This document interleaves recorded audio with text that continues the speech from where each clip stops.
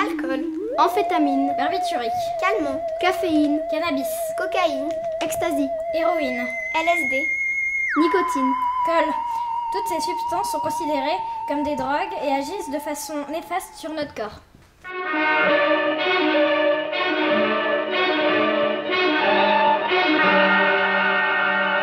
Les explicateurs. Les explicateurs. Des élèves étranges venus d'une autre planète, le monde des sciences. Leur destination. Le collège.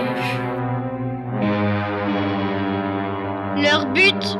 S'y établir et convaincre un monde incrédule que les questions les plus complexes ont une explication simple. Si vous êtes hermétique à la science, il est trop tard. Le cauchemar a déjà commencé.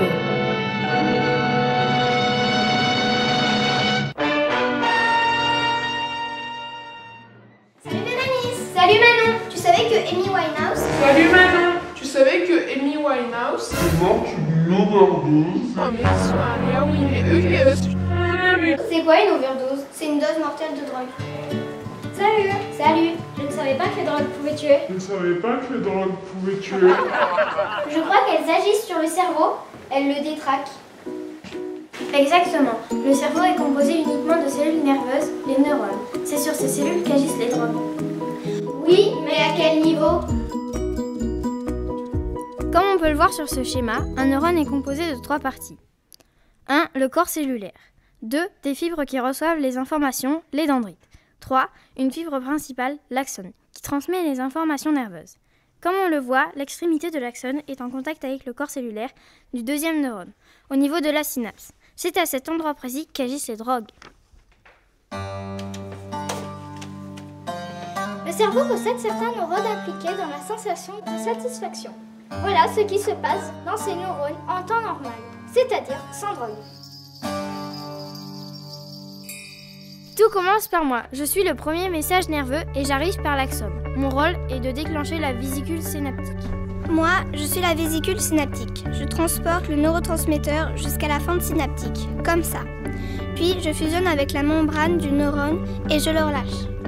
Salut! Moi, je suis le neurotransmetteur et je me déplace dans la fente synaptique, comme ça, jusqu'à rencontrer mon récepteur qui m'attrape. À ce moment précis, moi, le deuxième message nerveux apparaît et je poursuis mon chemin le long du deuxième neurone impliqué dans la sensation de bien-être. Après, moi, le neurotransmetteur, je retourne dans le premier neurone. Pour une stimulation nerveuse arrivante, un seul message nerveux est créé. La synapse fonctionne normalement.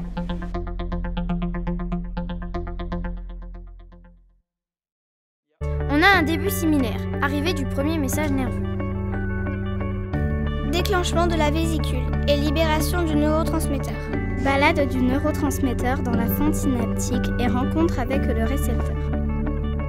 Apparition du deuxième message nerveux. Et moi, je veux retourner dans le premier neurone. Oui, mais moi, la drogue, je m'oppose au retour du neurotransmetteur. Du coup, je retourne dans la fente synaptique et je me fais attraper par le récepteur. Faisant réapparaître un troisième message. Moi, je veux retourner dans le premier neurone, mais la drogue m'en empêche. Donc, je reviens dans la fente synaptique et ça recommence. Un quatrième message. Un cinquième message. Un sixième message. Un septième message. À un moment, moi, je suis dégradée. Ah, enfin, je peux retourner dans le premier neurone. Résultat, pour une stimulation nerveuse arrivant, de nombreux messages nerveux de satisfaction sont créés. Le cerveau fonctionne à 600% au niveau de la satisfaction. En réponse à l'hyperproduction de messagers nerveux du bien-être, le cerveau cesse de fabriquer des neurotransmetteurs. Donc l'arrivée de la première stimulation a bien lieu. Mais elle n'entraîne aucune réponse. Le sujet devient apathique, un légume quoi, et déprimé. Donc pour de nouveau se sentir normal, le sujet a tendance à reprendre de la drogue. C'est le phénomène de dépendance.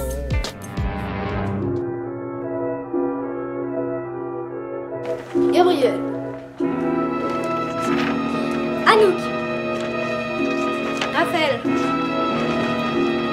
Lia. Annelise. Manon. Bérénice. Lisea. Maëline.